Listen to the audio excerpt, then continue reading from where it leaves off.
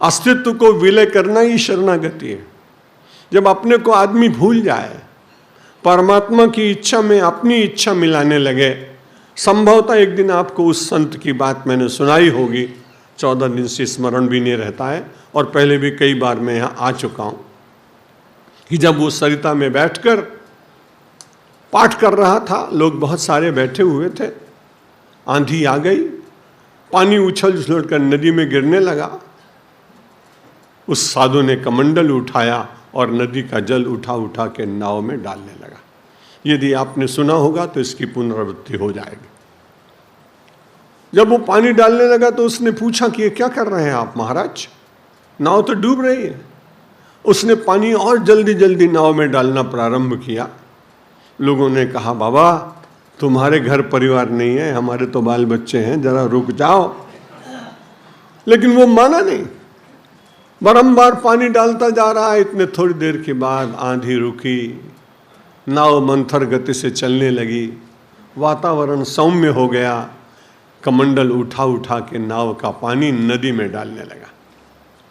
लोगों ने पूछा, बाबा जी अभी तो नाव का पानी डाल रहे थे, नदी का पानी नाव में डाल रहे थे, अब नाव का पानी निकाल के नदी में डाल रहे हो, मस्तिष्क तो ठीक है ना? महाराज ने कहा, बिल्कुल ठीक है। तुम्हें मालूम नहीं, मैं परमात्मा की इच्छा में इच्छा मिला रहा था, तब डुबाना चाहता था, तब डूबना चाहता था, अब उबारना चाहता है, अब मैं उबरना चाहता। अर्जुन ने कहा, महाराज नष्टो मोहा स्मृतिर्लब्धा त्वत्प्रसादात् मयाच्युत स्थितोस्मि। अब मैं पूरी तरह से आत्मा में स्थित हूं, देह में नहीं हूं। गत संदेह, मेरे संदेह दूर हो गए, शंकाएं समाप्त हो गई। करिष्ये वचनम तव, आप जो मुझे आज्ञा देंगे मैं वही करूंगा। उदारा सर्व एवैते, जब स्थिति में पहुंच जाता है कोई भी भक्त, चाहे वो आर्थ हो, चाहे वो अर्थार्थी हो, चाहे वो जिज्ञासु हो, जब इस स्थिति में पहुंच जाता है भक्त, तब उसकी अपनी कामना नहीं रहती। वो परमात्मा की इच्छा को शोधता है। वो देखता है कि परमात्मा की इच्छा कौन सी इच्छा है जिसको मैं करने से उनको प्रसन्न कर सकता हूं। इसका अर्थ नहीं कि आप जगत में काम करना बंद करें। जगत में काम करते करते एक मन में जिज्ञासा जागृत करें धीरे धीरे, कि भीतर से आपको उत्तर मिलने लगे कि ये उचित कार्य है और इससे परमेश्वर प्रसन्न होगा। अभी आपने सुना था प्रभुदास भाई पटेल से, जो हमारे प्रास्ताविक रोज देते हैं, कि जीवन में दो वस्तुएं घटती बढ़ रही हैं, एक तृष्णा बढ़ती है और जीवन के क्षण नष्ट होते हैं। तो मन विचार करेगा तो उसे लगेगा कि सचमुच जीवन में सबसे अधिक मूल्यवान क्या है।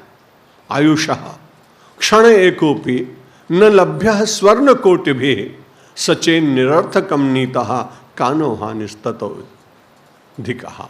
नीतिकार ने कहा, आयुषः क्षण एकोपि, आयु का एक भी क्षण, न लभ्य स्वर्ण कोटि भी। आपके पास कितने भी बड़े कार्ड हो, मास्टर कार्ड हो, डाइनर्स कार्ड हो, अमेरिकन एक्सप्रेस हो, आप कहीं जाके किसी से कहिए जो एक क्षण हमारा बीत गया ना, उसे वापस कर दो, मैं सारे पैसे तुमको देने को तैयार हूं। वो विवश होकर कहेगा कि बीता हुआ क्षण में तुम्हें वापस नहीं कर सकता। आयुषः क्षण एकोपि न लभ्य स्वर्ण कोटि भी, 1 करोड़ सोने की मुद्राएं देने के बाद भी बीता हुआ क्षण व्यक्ति को मिलता नहीं है वापस।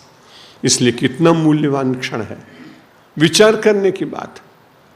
सचेन निरर्थकम नीतः, यदि वो जीवन का क्षण भी निरर्थक चला गया तो नीतिकार कहते हैं सबसे बड़ी हानि तो वही हुई।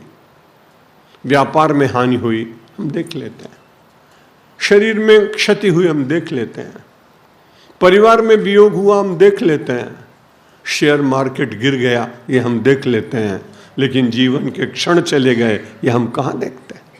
और जो देखता है वो जागृत हो जाता है, वो अपने जीवन के क्षणों को ठीक करने का प्रयत्न करने लगता है। भगवान कहते हैं, उदारा सर्व एवैते ज्ञानी त्वत्मयि मतम। जब सब लोग उदार हैं महाराज, तो आपने ज्ञानी की तो बड़ी वंदना की। उन्होंने कहा ये तीनों व्यक्ति कुछ न कुछ मांगते हैं। जो आर्त है वो विपत्ति नाश की बात करता है, जो अर्थार्थी है वो कुछ पाना चाहता है, जिज्ञासु के मन में भी ईश्वर के रहस्य को जानने की इच्छा है। ये तीनों बहुत अच्छे होने पर भी इच्छा में जीते हैं। तो ज्ञानी कहता है कि न तुम्हें क्या मैं तुम्हें जानकर क्या करूंगा। भगवान ने कहा तुम ज्ञानी हो, तुम्हारा नाम बड़ा है, तुम सबसे ऊंचे हो, तो किस लिए ऊंचे हो? तो ज्ञानी कहता है महाराज तुम में और मुझ में कोई अंतर नहीं है, इसलिए मैं और तुम एक हैं। जब दोनों एक ही हैं तो किसको शोधेगा।